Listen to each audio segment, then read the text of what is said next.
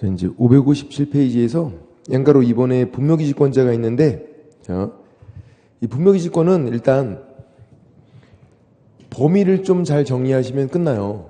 범위. 일단 세 가지로 지역적인 범위가 있고, 주관적인 범위가 있고, 누가 갖는가. 이 주관적인 범위가 분묘기지권자, 그런 내용이고, 시간적인 범위, 언제까지인지. 분묘기지권은 제사를 지내는 데 필요한 범위 내에서 인정되는 거예요. 그래서 지역적인 범위는 분묘기지, 그리고 묘가 있는 땅, 그리고 주위의 공지, 빈 땅에도 미치게 되죠. 그러니까 예를 들어서 이게 분묘고 분묘기지면 여기에만 미치는 게 아니라 주위의 공지, 빈 땅에도 이렇게 미치게 되는 거예요. 주위 공지에도. 그래야 후손들이 여기다가 상도 차려놓고 모여서 절도 하고 할 거 아니에요. 근데 이런 사람들이 있어요. 분묘 뒤에다가 이렇게 모래 언덕을 만들어요. 사성, 모래 언덕. 여기에는 미치지 않는다. 모래 언덕. 반달 모양으로 이렇게 모래 언덕을 만들어요. 있어 보이게 하려고. 여기에선 제사 안 지내잖아. 그래서 미치지 않고. 그리고 효력이 미친다고 새로운 분묘를 설치하겠대요. 안 되는 거죠. 기존 분묘 그대로 두고 제사를 지내는 데 필요한 범위 내에서. 그래서 요거를 단분이나 쌍분 형태로 합장하는 것도 안 돼요. 기존 분묘 그대로 둬야 돼. 원칙은 그래서 옮기는 거, 이장도 안 돼요. 옮기면 범위가 바뀌게 되잖아. 원칙은 안 돼요. 예외적으로 되는 경우 있어요. 분묘가 집단적으로 설치가 돼 있다 그러면. 어떤 경우냐면 이렇게 여러 개가 있대요. 분묘가. 그럼 이제 주위의 공지에 이렇게 미치니까 상당히 넓은 지역에 미치게 되는 거예요. 넓은 지역에. 이 안에서 왔다 갔다 하는 거는 범위가 안 바뀌니까 괜찮대. 이렇게. 근데 한 개 있다가 이렇게 하면 범위가 바뀌니까 그건 안 되는 거고. 그리고 주관적인 범위는 제사를 지내는 사람이 갖는 건데 누구냐면 종손이에요. 종손. 예외적으로 종손이 아무것도 안 했다. 그러면 종중. 원칙은 종손. 예외적으로 종중. 시간적인 범위는 약정이 있으면 약정에 따라가고 약정이 없으면 영구히 그냥 쭉 가는 거예요. 그냥. 제사 지내면 그냥 쭉 가는 거예요. 그냥. 근데 분묘가 멸시라면요. 소멸하죠. 제사 안 지내니까. 아니 분묘가 없는데 제사를 안 지낼 거 아니야. 근데 멸실이 일시적인 멸실이면 그러니까 장마철에 잠깐 유실이 된 거예요. 원상 회복해서 제사를 지내니까 소멸하지 않는다. 그래서 멸실은 그냥 멸실인지 일시적인 멸실인지 그런 것들. 양가로 2번 분묘기지권자 누구라고 돼 있어요? 두 번째 줄에 종손에게 전속한대요. 종손. 예외적으로 종중. 원칙은 종손 되잖아. 종손. 예외적으로 종중이고. 양가로 3번 공시기능은 이건 등기는 요하지 않아요. 그러니까 등기부로 확인할 수 있는 권리는 아니에요. 그 대신에 봉부는 있어야 돼. 봉부는. 그래서 평장이나 암장이면 안 된다. 봉부는 있어야 되고 평장, 암장이면 안 되고 분묘기지권이 생기지가 않아요. 봉부는 있어야 되고. 양가로 4번 범위가 지역적인 범위죠. 분묘기지 그리고 주위의 공지에도 미친다. 근데 사성, 모래 언덕에는 미치는 건 아니다. 모래 언덕에는. 거기서 제사 안 지내니까. 그런 내용들이고.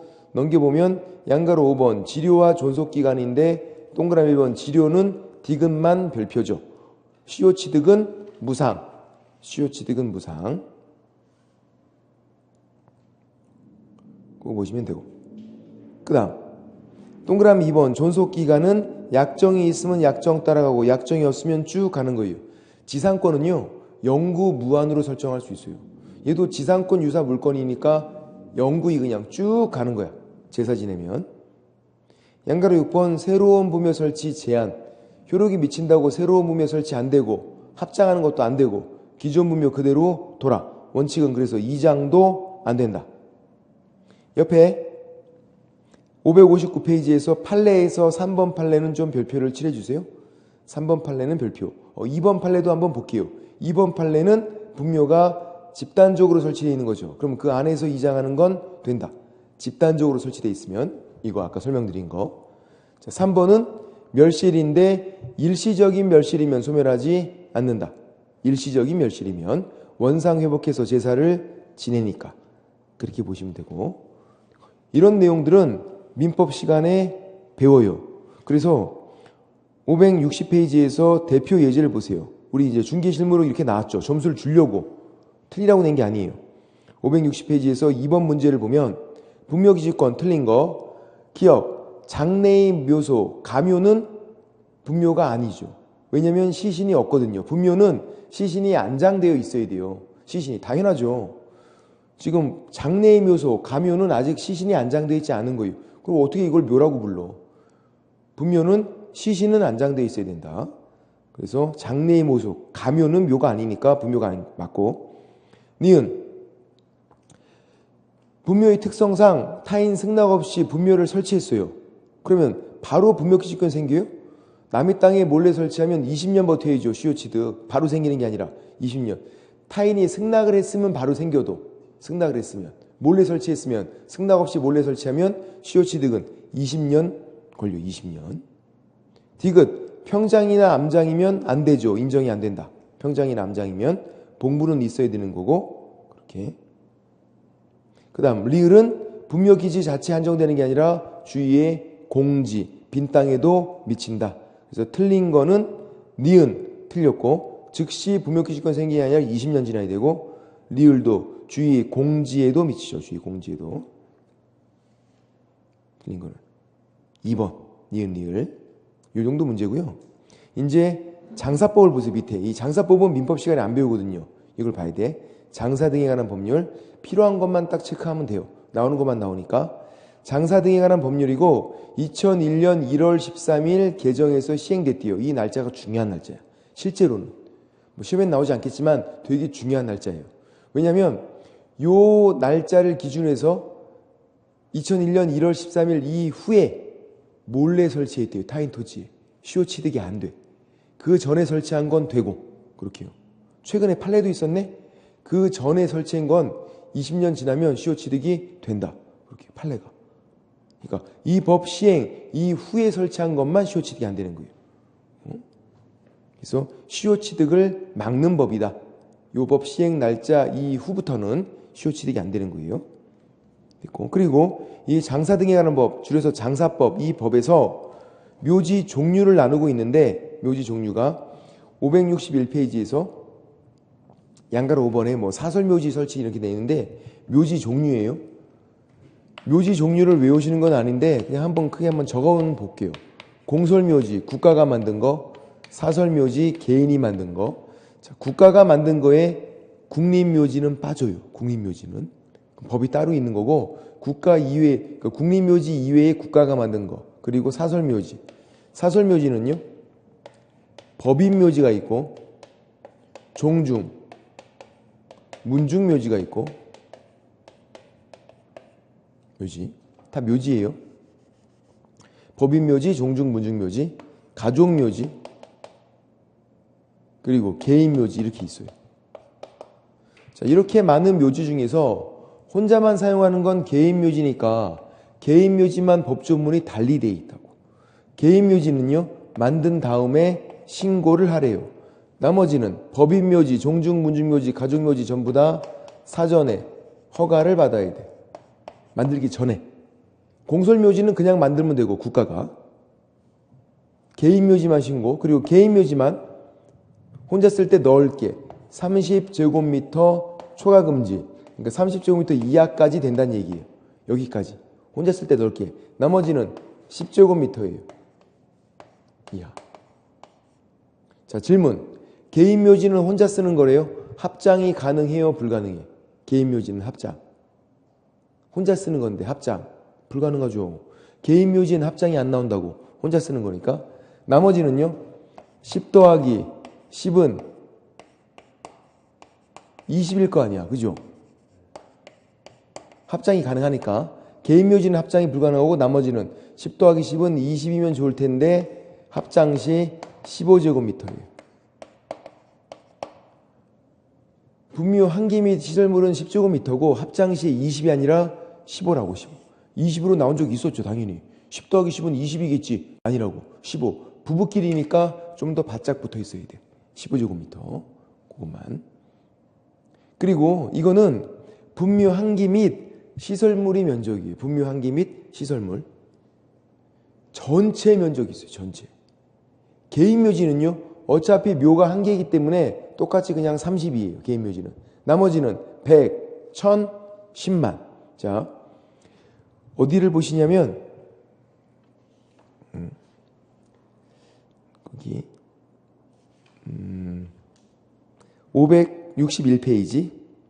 561페이지에서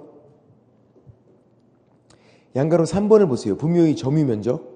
이 점유 면적은 분묘 한개 및 시설물의 면적이에요.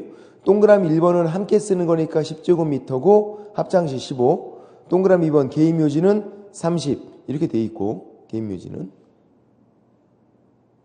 이거는 분묘 한개 및 시설물의 면적이에요. 전체 면적은요? 전체 면적은 따로 있어. 넘겨보면 562페이지에서 562페이지 맨 위에 표가 있죠. 표를 보면 하나, 둘, 세 번째 칸에 개인묘지는 30제곱미터 똑같고, 그죠? 30 묘가 한 개니까 가족은 100, 종중문중은 1000, 법인은 10만, 100, 1000, 만이 아니라 10만, 10만도 이상, 다른 건 다 이하인데. 그래서 법인묘지만 10만 이상, 더럽게 커야 돼요. 못 만들게 하려고 더럽게 커야 돼요. 10만 이상. 개인묘지는 30 똑같고, 가족은 100, 종중문중은 1000, 법인은 10만, 그것도 이상, 더럽게 커야 된다. 이건 전체 면적이고. 다시 앞으로 와서 양가로 4번 분묘의 설치 기간 561페이지 앞으로 와서 양가로 4번 분묘의 설치 기간은 동그라미 1번 30년이에요. 공설묘지건 사설묘지건 묘자리를 쓰면 30년이 원칙이에요. 근데 동그라미 2번 1회 30년 연장 가능해요. 그럼 토탈 몇 년까지 가능하다는 얘기야? 60년. 동그라미 1번 원칙은 30년이고 동그라미 2번 30년 1회 연장 가능하니까 60년 가능해요. 근데 3번 합장 시에는요. 새롭게 계산하래. 59년째 합장하면 그때부터 다시 시작하는 거야. 다시. 그렇게 돼 있고. 양가로 5번 내려와서 사설 묘지 설치를 보면 동그라미 1번 개인 묘지니까 신고죠. 개인 묘지는 신고. 동그라미 2번 나머지는 허가. 사전 허가를 받는 거예요. 그래서 개인 묘지만 잘 기억을 하자. 개인 묘지는 혼자 쓰니까 그것만 법조문이 따로 있다. 신고. 나머지는 허가. 개인 묘지는 30제곱미터. 나머지는 10제곱미터. 합장시 15. 전체 면적은 개인 묘지는 30 똑같고 어차피 묘가 한 개니까 나머지는 100, 1000, 10만. 그러니까 법인은 10만 이상. 그렇게 들어간다는 거. 그렇게까지만 보시면 돼요. 요 정도는 할 수 있잖아. 그죠? 그 다음 562페이지에서 양가로 7번도 동그라미 1번만 보시면 돼요. 뭐냐면 설치 기간이 30년, 1회 30년이니까 60년 끝나면 1년 이내 철거하래요. 1년 이내. 1년 위에다가 2년 X. 2년으로 여러 번 나왔어요. 설치 기간 끝나면 1년 이내 분묘를 철거해라. 철거하고 화장하거나 납거해라. 이렇게 돼 있어요. 1년이다. 1년. 그렇게 됐고 자연장지는 한 번밖에 안 나기 때문에 그냥 무시해도 될 것 같고 묘지 정도만 잘 보시면 되겠다. 그래서 분묘기지권과 장사법, 짬뽕에서 문제가 뭐 나오긴 하죠. 그렇게 같이 공부하시면 되고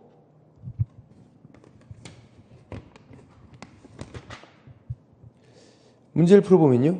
565페이지에서 대표 예제 1번 가족묘지 한기 및 시설물이 총 면적이 합장시 20이에요. 틀렸네. 합장시 얼마? 15. 10 더하기 10은 15. 20이 아니라 개인묘지는 그냥 30. 합장도 없고 개인묘지는. 나머지는 합장이 가능한데 15다. 틀렸고 2번 최종으로 연장받은 그 기간이 끝났어요. 그럼 끝난 다음에 2년 이내가 아니라 1년이라고 했잖아. 끝난 날부터 1년 이내.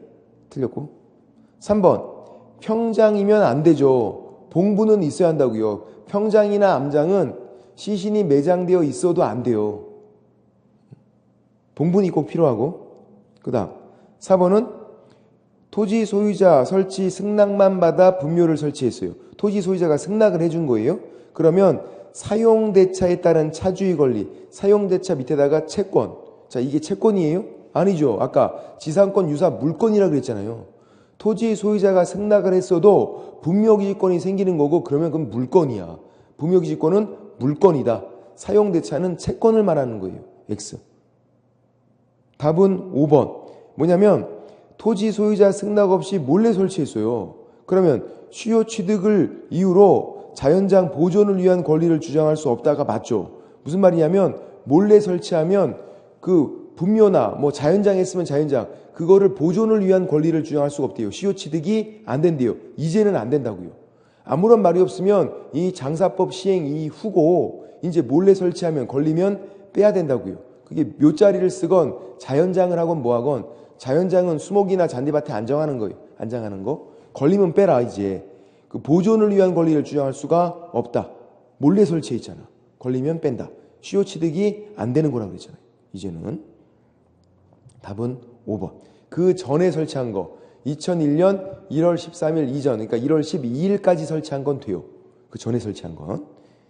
그 날짜 기준으로 해서 안 되는 거고. 그 다음 밑에 4번 농지법 농취증이 또 나오게 되죠. 아까 농지법 중개실무로 잘 나온다 그랬잖아요. 잘 나오고 뭐가 나오냐면 농취증. 농지를 취득할 때 농지 취득 자격증명 농취증을 발급받아야 되고 어디 있냐면요. 569페이지에 있는데 568페이지에서 양가로 3번부터 볼게요. 568페이지 양가로 3번. 질문 드려볼게요. 농사를 지으면 농지 소유 상한이 적용이 될까요? 내가 농사를 짓고 있는데 농지를 얼마까지만 소유할 수 있다. 그런 게 적용되나요? 적용 안 돼요. 내가 농사를 지으면 대한민국 내의 모든 농지를 다 소유할 수도 있어요. 옛날에는 안 됐었어. 왜 안 되냐면 통작거리 제한이 있었어요. 농사를 지을 수 있는 거리 내에 살고 있어야만 거기는 농지만 소유가 가능했어요. 지금 그렇지 않기 때문에 농사 지으면 소유 상한이 없어. 그러니까 동그라미 2번 비농업인 농사를 안 짓는 사람일 때 예외적으로 농지를 소유할 수 있고 그때만 적용이 되는 거야. 농지 소유 상한이.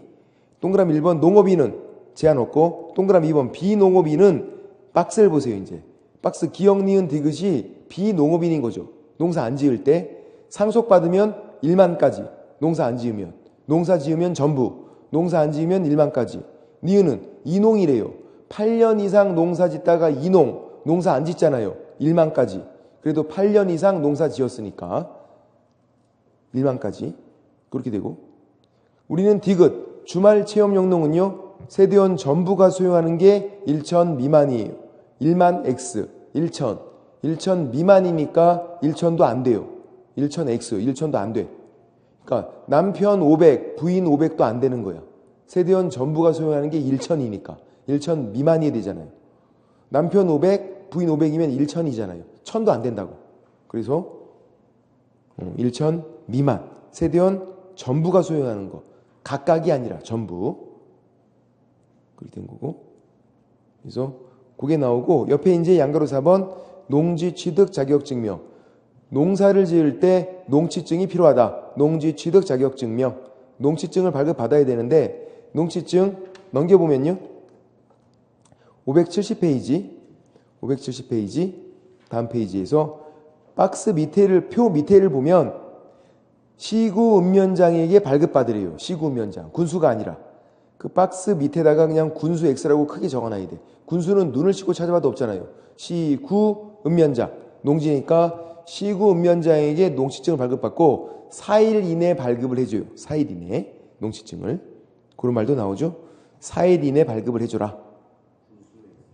네, 군수는 안 나와요. 군수가 발급해주는 게 아니야. 군수한테 농취증을 발급받았다. 사기당하고 있는 거야. 말도 안 돼. 시구 읍면장. 시구 읍면장. 군수를 사칭한 사기꾼이라고. 군수는 농취증 발급이 안 돼요. 시구 읍면장. 4일 이내 발급. 그렇게 되고 그 4일 이내 발급인데 그 옆에다가 농업 경영 계획서가 있거든요. 농업 경영 계획서. 이게 불필요하대요. 필요 없다. 그러면 농취증을 2일 이내 발급해 주는 거예요. 원칙은 우리 책에 그런 말이 안 나왔죠. 원칙은 농취증 4일 이내 발급을 해 주는 거예요. 4일 이내. 근데 농업 경영 계획서가 필요 없대요. 그러면 2일 이내 발급을 해주게 돼요. 원칙은 4일 이내, 농업경영계획서 필요 없으면 2일 이내 그렇게 돼 있고 그 정도만. 그리고 571페이지에서 동그라미 3번 별표를 칠해놓고 농취증 불필요 사유, 필요 없는 거 박스에서 기역부터 피읍까지 필요 없대요. 외울 필요는 없어요. 그 피읍 밑에, 그러니까 박스 밑에 571페이지 박스 밑에 농취증 발급 받는 경우 5가지를 적어놓으면 끝. 적어볼게요.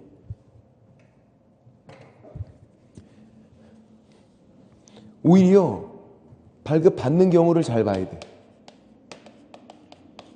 농취증 발급 받는 경우예요. 받는 경우. 첫 번째, 국가로부터 농지를 취득한대요. 발급 받아야 돼. 여기 기역을 보면 국가나 지자체가 농지를 소유할 때는, 취득할 때는 발급 면제예요. 국가나 지자체는. 근데 내가 국가나 지자체로부터, 국가로부터 농지를 취득하는 거잖아. 국가로부터. 나는 국가가 아니니까 필요해요. 낚이지만 않으면 되고. 그 다음 상속이나 유증은 발급 면제인데 상속된 농지를 취득하는 거예요.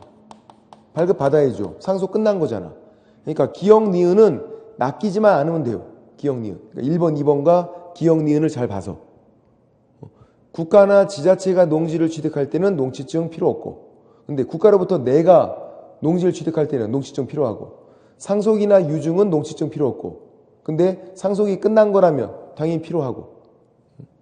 그 다음 세 번째, 아까 설명드린 거 경매시 농지를 취득할 때 필요하죠. 농취증. 토지거래 허가는 필요 없었는데 이거. 경매시에 농취증은 필요하다 그랬잖아요. 농취증은. 근데 이 농취증, 경매로 농취증, 농지 취득할 때 농취증이 필요한데 낙찰받고 매각 결정기일까지 갖다 내야 돼요. 농취증을 언제까지 갖다 내야 되는지도 나와. 시험에. 경매에 참여할 때가 아니라 경매로 농지를 취득할 때는 낙찰받고 그리고 매각 결정기일까지 그때 갖다 내는 거예요. 나중에. 미리 갖다 내는 게 아니라. 그것도. 그 다음 네 번째, 농지 전용. 농지를 다른 용도로 쓰는 거예요. 허가. 내가 허가 받았어요. 신고. 내가 신고를 했어요. 농지 전용 허가나 신고를 한 그 농지도 필요해요. 농지 전용 허가나 신고는. 그러니까 표현을 잘 봐야 돼. 뭐는 아니냐면 농지, 전용, 협의. 협의는 누가 한 건데? 지들끼리, 국가기관. 협의는 지들끼리 한 거니까 이때는 농취증이 필요해요.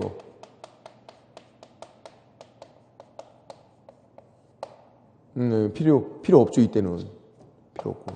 협의는 국가기관이 한 거니까 허가 신고가 필요한 거고 이때는. 그러니까 지금 뭐랑 구분하는 얘기냐면 거기서 쭉 내려와서 리을, 기역, 니은, 디귿, 리을. 농지 전용 협의를 완료한 농지가 있잖아. 그럼 불필요하다고요. 협의는. 왜? 국가기관 지들이 한 거니까 필요가 없고, 허가나 신고는 내가 허가받고 내가 신고한 거니까 이때는 발급을 받아야 되고, 나는 국가기관이 아니니까. 허가 신고는 내가 한 거, 협의는 지들이 한 거, 국가기관. 그리고 마지막 주말 체험 영농. 주말 체험 영농 이때도 농취증은 필요하다. 그래서 농취증 발급받는 경우 5가지인데 실질적으로는 3가지죠. 1번, 2번은 낚이지만 않으면 되는 거니까. 그래서 3번에 경매로 농지를 취득할 때, 4번 농지 전용 허가 신고. 허가 신고는 내가 허가받고 내가 신고하는 거니까 농취증 필요하고, 그리고 주말 체험 영농도 농취증 필요하다. 주말 체험 영농은 뭐가 필요 없냐면 농업 경영 계획서가 필요 없어요. 농업을 경영하는 건 아니잖아요. 그래서 주말 체험 영농일 때는 농취증을 2일 이내 발급해 줘야 돼요. 원칙 농취증 4일 이내 발급. 농업 경영 계획서 필요 없으면 2일 이내 발급. 그 대표적인 게 이거예요. 주말 체험 영농. 주말 취업용농은 농업을 경영하는 건 아니더라. 그래서 농업 경영 계획서는 필요 없고 농지증은 필요하다고. 농지증은 그렇게 5가지를 적어 놓으면 끝난다. 얘는. 그리고 또 한 가지 뭐를 보시면 되냐면 쭉 넘어가서 어디를 보시냐면 578페이지 넘어가서 맨 밑에 양거로 8번에 농지 임대차가 가끔 나오죠. 농지 임대차가 양거로 8번에 옆에다가 농지 전세 X라고 적어놓고 농지의 전세권 설정은 안 돼요. 뭐가 되는 거예요? 임대차가. 전세권은 안 되고 그리고 원칙은 또 안 돼요. 원칙은 농사 짓는 사람만 농지를 갖고 있는 거니까 농사를 지어야죠. 예외적으로 동그라미 2번에 가능한 거고 예외적으로 임대차가 가능한 거예요. 동그라미 2번에. 원칙은 안 되는데 예외적으로 가능할 때 어떻게 계약하는 거냐면 다음 페이지에 580페이지에서 동그라미 3번 계약 방식은 서면 계약이 원칙이에요. 농지 임대차 계약, 사용대차 공짜로 빌리는 거 서면 계약이 원칙이다. 서면 계약. 그렇게 되는 거고. 그리고 뭐 대항 요건과 대항력인데 그건 필요 없고 서면 계약 원칙이고 기간이 가끔 나오는데요. 581페이지에서 동그라미 7번 기간은 3년 이상. 3년 이상. 3년보다 짧으면 3년으로 봐요. 3년 이상. 농지법 세 글자니까 3년. 그렇게 적어놔야 돼. 농지법 세 글자니까 3년. 3년. 5년으로 나온 적도 있었고 3년이다. 농지법 세 글자니까. 그렇게 보시면 되고 이런 것들. 가끔 나오는데 뒤에 582페이지에서 대표 예제를 볼게요. 582페이지 대표 예제. 그러니까 이제 공법은 사실 힘드니까 5번 찍고 말아야 돼. 근데 중개실무는 농지법이 나오면 찍기 전에 한번 슬쩍 보시는 거예요. 혹시 기출문제에서 내가 본 건가? 자, 대표 예제. 농지 임대차 틀린 거 1번. 선거에 따른 공직 취임으로 인해서 일시적으로 농업 경영을 못하게 됐대요. 농사를 예외적으로 못 지게 됐으니까 그때는 임대차 할 수 있죠. 2번 서면계약 원칙이고요. 답은 3번이네. 기간이 5년 이상이 아니었잖아. 3년이었죠. 답은 3번. 그러니까 찍기 전에 한번 보고 찍으라고요. 이렇게 풀 수 있는 거면 푸셔야 되고 농지법 세 글자니까 3년. 그 다음 4번은 협의가 안 되면 조정 신청할 수 있고 5번은 임대농지 양수인은 임대인주의를 승계한 걸로 본다. 가로하고 면책적 채무인수 적어놓고 이 내용이 농지법, 주인법, 상위법 공통이니까 우리가 그냥 알고 있어요. 나중에 주인법, 상위법 배우면 공통이에요. 양수인이 임대인 지위를 승계한 걸로 본다. 이게 면책적 채무인수 규정이에요. 면책적 채무인수. 그래서 양수인에게 보증금 달라고 하는 거예요. 그게 주인법, 상위법, 농지법까지도 이게 공통이야. 양수인이 임대인주의를 승계한 걸로 본다. 이렇게 보시면 되고 농지법 내용이고요. 뭐 다른 것들은 밑에 있는 내용들은 안 보셔도 되고 이제 농지법 이 정도 제가 설명드린 것만 그렇게 보시면 되고 뒤에 595페이지에서 12번 문제를 보세요. 작년 문제인데 역시 농지법 문제 595페이지에서 12번 문제 틀린 거 풀기 이제 찍기 전에 한번 슬쩍 스캔을 해보자. 내가 풀 수 있는 건가? 1번 틀린 거 12번 문제예요. 595페이지 12번 문제 1번 경매로 농지를 매수할 때 낙찰받을 때죠. 매수 신청 시 경매에 참여할 때 농지증을 제출해라. 맞나요? 경매 시에 농지증 필요한 거 맞지만 경매에 참여할 때가 아니잖아요. 답은 1번 틀렸어요. 언제? 낙찰받고 매각 결정기일까지. 경매 시에 농지증이 필요한 건 맞다. 근데 언제까지 갖다 내는지도 잘 나온다 그랬잖아요. 제가. 낙찰받고 매각 결정기일까지. 1번 틀렸고 답은 1번이었고요. 2번은 아까 주인법, 상위법, 농지법 공통인 거. 양수인이 임대인주의를 승계한 걸로 본다. 면책적 채무인수 규정이고 3번은 농지존용 협의니까 국가기관 지들끼리 한 거니까 농지증 필요 없고 맞죠? 허가나 신고는 필요해도 그럼 4번은 농지에 대한 매매계약 체결 했어요? 그러면 등기를 해야죠. 등기할 때 농지증이 필요해요. 등기할 때. 물론 농취증 발급을 안 받았어도 계약은 유효. 다만 등기를 못해요. 농지도 등기를 해야 될 거 아니에요. 소유권 이전 등기를. 그때 농취증이 필요해야 되죠. 그래서 농취증 발급 신청권을 보유하게 된다. 그때는 내가 등기를 신청해야 되니까 농취증을 발급해 달라고 신청할 권리도 같이 있는 거죠. 등기하기 전에 농취증을 첨부해야 돼서. 그래서 뭐 그런 내용인데 모르셔도 돼. 요거는 알고 있어야 돼요. 농취증 발급을 안 받았어도 매매 계약은 유효. 무효가 되는 건 아니에요. 다만 등기를 못 한다.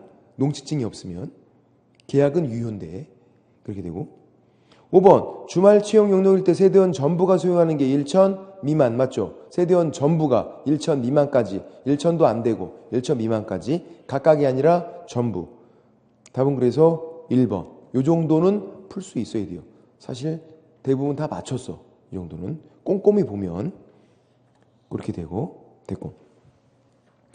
그 다음 또 이제 자주 나오는 게 뭐였냐면요. 자주 나오는 게 우리 명의신탁이었는데 명의신탁 뒤로 넘어가서 자 명의신탁인데요. 어디 있냐면 그걸 먼저 볼게요. 주민법 상위법 하기 전에 얘가 좀 복잡하죠. 사실은 677페이지에서 부동산 실거래자 명의 등기에 관한 법률이고 이게 이제 명의신탁 관련된 거예요. 줄여서 부동산 실명법 이렇게 불러요. 677페이지에서 옆에 보니까 기출이 생각보다 자주 됐잖아요. 최근에도 677페이지 부동산 실거래자 명의 등기에 관한 법률 줄여서 우리가 부동산 실명법 이렇게 불러요. 부동산 실명법 이렇게 부르는 거. 명의신탁 관련된 거 한 문제. 민법 시간에 배우면 그걸로 갖다 푸시면 돼. 민법 시간에 배운 걸로. 아직 민법을 안 배웠으면 제가 좀 설명을 드리고 나중에 민법 시간에 다시 또 설명을 들으면 훨씬 더 이해가 잘 되겠다. 자, 명의신탁인데요. 우리 민법 시간에 판례이론이라고 따로 또 배워. 명의신탁을. 판례이론 이런 제목으로. 이렇게 돼 있어요. 판례이론. 약정 내 건데 네 명의로 등기하자. 이 약정이 판례는 유효. 그 다음 약정에 따른 물권 변동, 등기도 유효. 약정 유효, 등기 유효가 돼요. 약정 유효, 등기 유효. 이렇게 판례이론. 이거는 이 법을 만들기 전에 했던 내용이에요. 이 법을 만들기 전에. 그래서 이거는 이 판례이론이 유효라고 하니까 국회의원들이 만든 게 부동산 실명법이에요. 이 법을 국회의원들이 만들어서 새롭게. 지금은 이 법이 시행 중이에요. 이 법은 판례의 반대로 가요. 약정 무효. 등기도 무효. 다 무효. 약정 무효, 등기 무효. 이렇게 돼.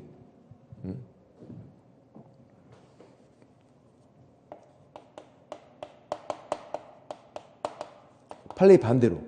그럼 이제 지금은 생각해 보시면 이 부동산 실명법이 시행되고 있으니까 이것만 공부하면 될 것 같은데 판례 이론도 우리가 같이 공부를 해요. 민법 시간에는 이 둘을 같이 공부를 해. 왜 그러냐면요. 이 부동산 실명법에서 특례를 인정했어. 특례.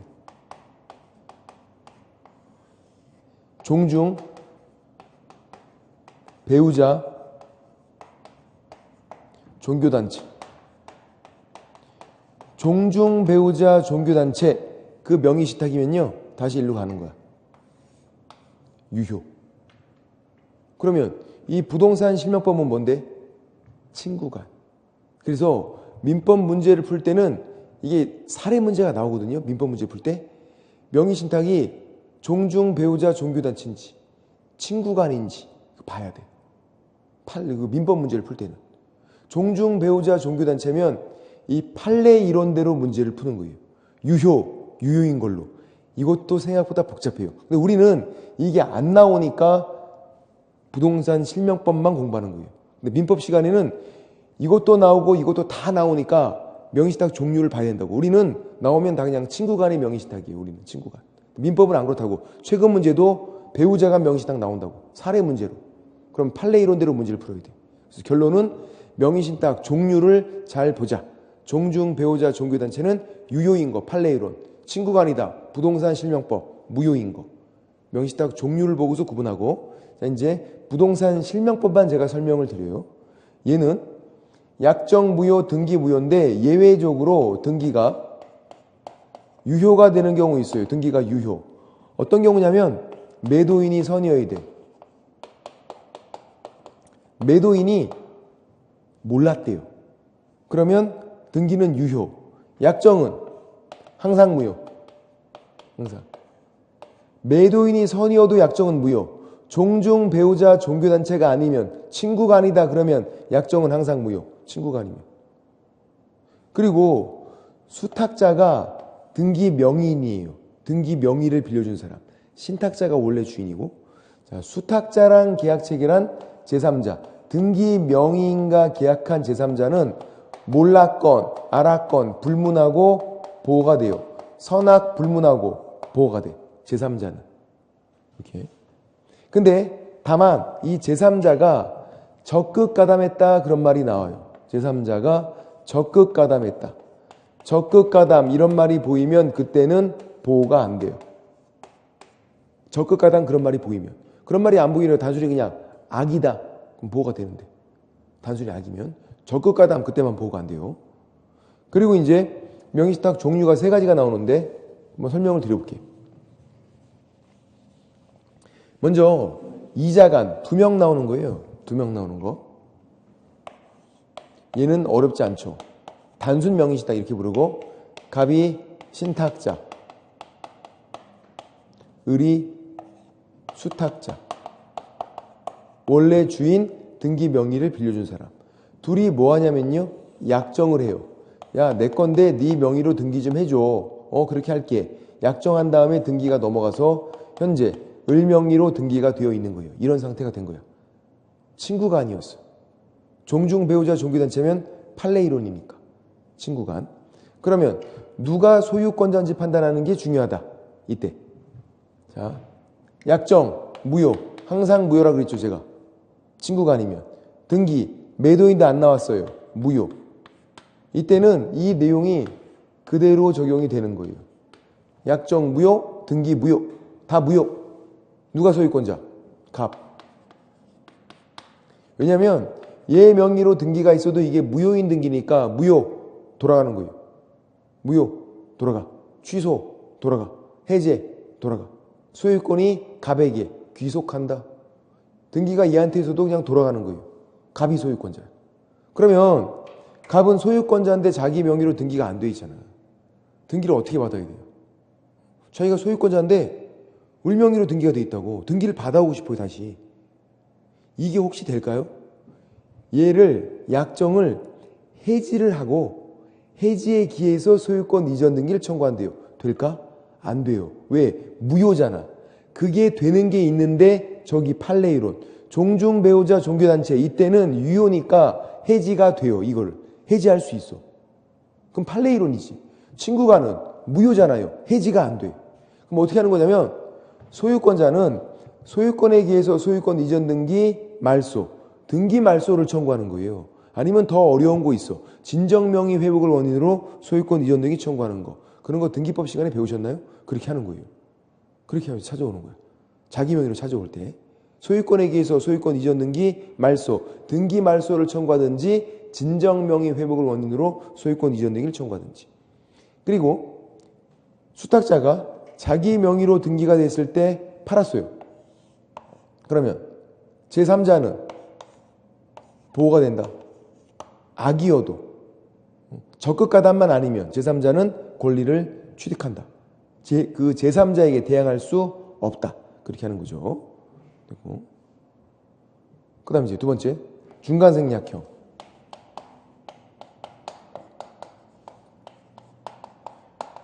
중간생략 등기랑 유사해요. 갑이 매도인, 이제 매도인 드디어 나왔어.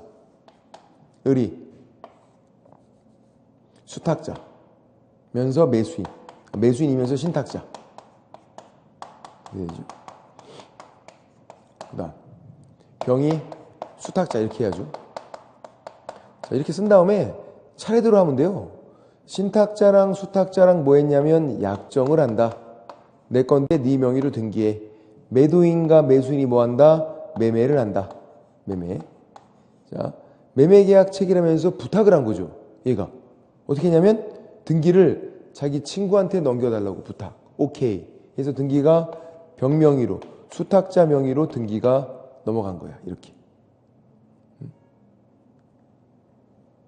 그러니까 둘이선 그렇게 하기로 약정을 했었고, 내가 이렇게 사면 등기 네가 받아. 얘가 이제 부탁을 해서 등기가 한 방에 넘어와서 병명의로 등기가 돼 있고, 중간 생략 등기처럼 을명의 등기를 생략하고, 누가 소유권자? 약정, 무효. 이거를 약정을 고민하면 안 돼. 친구가 아니면 무조건 무효. 등기는 고민은 해봐야죠. 매도인, 선의 악이 얘가 알아요, 몰라요? 이런 상황인 거 당연히 알죠. 얘는 100% 악이. 왜? 얘가 부탁을 했잖아요. 그럼 등기는 무효. 약정 무효, 등기 무효. 매도인이 100% 악이니까. 자, 이 중간 생략형에서 매도인이 선이다. 가능해요? 불가능해. 그래서 중간 생략형은 매도인에 대한 언급조차 없어요. 선의 악이 언급이 없어. 100% 악이기 때문에. 그러면 무효. 매매계약은 채권계약 유효. 그러면 이런 상황, 병명의로 등기가 돼 있어요. 이런 상황. 누가 소유권자가 되는 거예요? 여기서 누가 소유권자예요? 맞췄어요. 자, 보세요. 얘 명의로 등기가 돼 있어도 무효인 등기니까 소유권이 다시 돌아가야죠. 누구한테서 왔는데? 갑. 갑에게서 온 소유권이 무효니까 갑으로 돌아간다. 갑이 소유권자. 갑에게 귀속. 소유권이 누구한테서 왔나 보면 되는 거잖아요. 이렇게 왔으니까 이렇게 돌아가면 되고. 얘는 채권자예요. 채권자. 왜냐하면 매매계약이 유효잖아요. 매매계약은 채권계약이고 매매계약에 기해서 소유권 이전 등기를 청구할 수 있는 채권이 있는 채권자예요. 소유권 이전 등기 청구권이 채권이에요. 매매계약이 채권계약이니까. 얘는 자기 명의로 등기를 이렇게밖에 못 찾아와. 직접 등기 말소, 직접 이전 등기 안 돼요. 왜냐하면 무효고 어떻게 할 수가 있는 게 아니야. 얘가 채무자가 아니거든요. 채무자는 채권자, 채무자 이렇게 되는 거지. 등기를 줘야 되는 채무가 있잖아요. 채권자, 대위, 올라타. 그래서 소유권에 의해서 소유권 이전 등기 말소, 등기 말소를 대신 행사해요. 그래서 일단 등기를 돌려놓고 매매계약에 의해서 다시 한번 청구하는 거예요. 채권자, 대위를 한다. 채권자가 올라타서 그렇게 하는 거예요. 소유권에 의해서 소유권 이전 등기 말소를 대위, 대신 행사하고 등기를 돌려놓고 매매계약에 의해서 다시 한번 청구하고. 그리고 또 얘가 팔았어요. 제3자는 이거 보호가 되죠. 적극가담만 아니면 단순히 이런 상황인 거를 알고 있었어도 제3자는 보호가 된다. 악이어도 적극가담만 아니라면 제3자는 보호. 그렇게 되고. 그 다음에 이제 세 번째, 계약명의신탁. 갑, 매도인, 병, 매수인이면서 수탁자. 그 다음 을, 신탁자. 둘이 뭐 했냐면 약정을 했죠. 약정하면서 어떻게 하냐면 돈 된 거예요. 내가 돈을 댈 테니까 네가 네 명의로 좀 사라. 그렇게 한 거. 그래서 얘가 매매계약 체결한 거죠. 이렇게.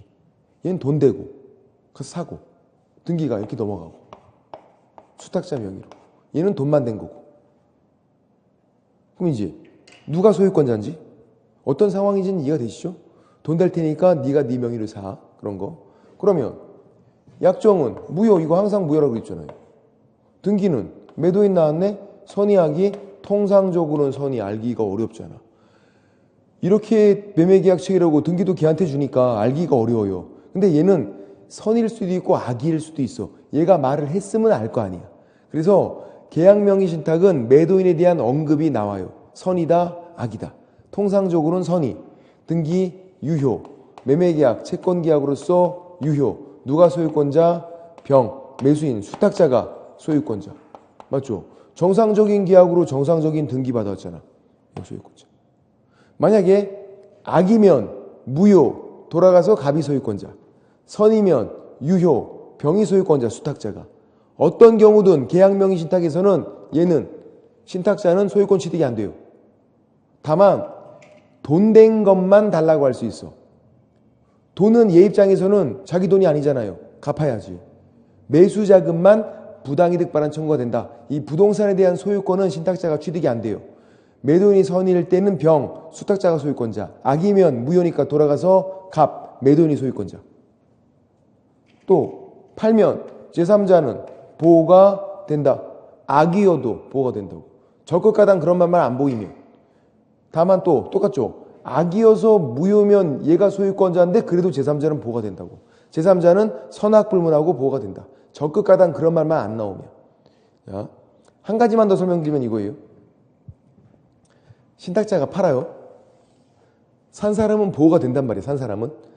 근데 자기 물건도 아닌데 남이 물건을 팔았잖아요. 그죠? 갑건데 지 명의로 등기가 됐다고 팔면 안 돼요. 횡령죄. 남이 물건을 팔면 파는 행동은 횡령죄예요. 갑건데 지가 팔았잖아. 얘도 팔면 산 사람은 보호가 되지만 남이 물건을 팔았잖아요. 일단 적어놓을게요. 횡령죄. 남이 물건을 팔면. 자, 자기가 소유권자네. 매도인이 선일 때 등기가 유효. 자기가 소유권자예요. 횡령죄 맞아요? X. 자기 물건 파는 건 횡령죄가 아니죠. 남이 물건을 팔아야 횡령죄. 지금 얘는 자기 물건 팔았잖아. 근데 문제는 이게 문제인 거지. 이 둘을 구분하기가 쉽지가 않다라는 게 문제예요. 그러면 얘 입장에서 보세요. 얘가 얘를 봤더니 얘도 같은 처진 것 같아. 자기도 수탁자, 얘도 수탁자. 근데 얘는 무죄, 자기는 횡령죄. 이걸 받아들이기가 쉽지가 않다고. 왜? 일반인들은 구분을 못해. 중간생략형, 계약명의신탁 일반인들은 구분을 못해요. 그게 그거지 뭐. 근데 왜 쟤는 무죄고 저는 유죄예요? 이딴 식으로 나온다고. 다른 건데 이게. 그러니까 애매하니까 판례가 아 그래 애매하다. 내가 보기에도 애매한 것 같아. 그래서 통일을 시켜줄게. 애매하면 국민들에게 유리하게. 자, 국민들에게 유리한 건 횡령죄가 유리한 거예요? 무죄가 유리한 거야? 무죄가 유리하잖아. 그래서 어쩔 수 없이 그냥 얘도 횡령죄가 아니다 이렇게 된 거예요. 이 둘을 구분하기가 어렵다는 이유만으로. 우리는 공부해서 그래도 어느 정도 구분이 가능하지만 일반인들은 구분을 못하니까. 그래서 이제 매도인 나오는 명의신탁에서는 횡령죄가 안 나와요. 얘는 판례가 바뀌지 않았어요. 얘 원래 횡령죄에다가 판례가 바뀐 거예요. 무죄로. 얘는 안 바뀌었어. 왜? 구분하기가 쉬우니까. 매도인이 안 나오잖아요. 매도인 나오는 명의신탁에서만 갖다 팔아도 횡령죄가 아니다. 그렇게 들어가는 거야.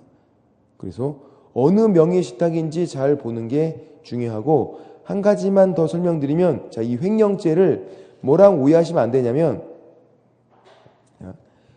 681페이지에서 양가로서 한번 이 벌칙과 헷갈리면 안 돼. 벌칙 별표를 칠해놓고 이 벌칙. 얘는 명의신탁 자체를 처벌하는 거예요. 횡령죄는 팔았을 때, 벌칙은 안 팔아도 신탁자는 5년이역, 수탁자는 3년이역, 명의신탁 자체를 처벌하겠다. 신탁자가 굉장히 세네. 5년이역. 정답으로 2번 나왔어요. 수탁자는 3년이역. 이거는 안 팔아도 명의신탁을 했다는 이유만으로 어떤 명의신탁이건 간에 명의신탁을 하면 신탁자는 5년이역, 수탁자는 3년이역. 횡령죄는 뭐다? 팔았을 때 횡령죄가 되나 안 되나 그런 문제고, 여기서 이 벌칙은 명의신탁 자체를 처벌하는 거. 그렇게. 그래서 그것만 오해하지 않으시면 되겠다.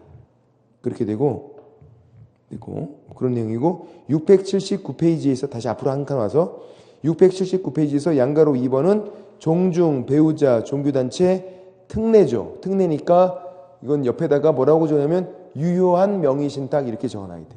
이 판례 이론을 우리가 뭐라고 부르냐면 이렇게 부르기도 하지만 유효니까 유효한 명의신탁 이렇게 부른다고. 종중 배우자 종교단체가 판례이론 적용되는 거잖아요. 그러니까 유효한 명의신탁이다. 부동산 실명법으로 그 무효인 걸로 문제를 풀면 안 된다고요.